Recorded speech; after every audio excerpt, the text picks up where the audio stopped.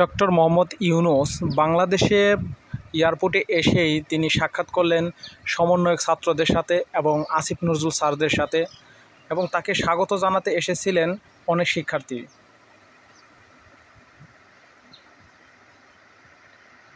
সেখানে তিনি আসিফ নজরুল স্যারের সাথে কোলাকুলি করেন এবং সমন্বয়ক ছাত্রদের সাথে কোলাকুলি করেন। সেখানে তাকে স্বাগত জানাতে এসেছিলেন ৩ বাহিনীর প্রধান সহ।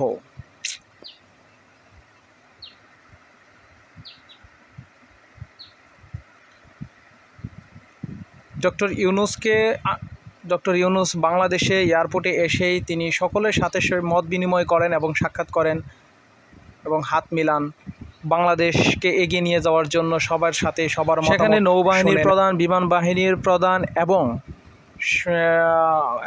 সুশীল সমাজের অনেকেই উপস্থিত ছিলেন সেখানে স্বাগত জানানোর জন্য।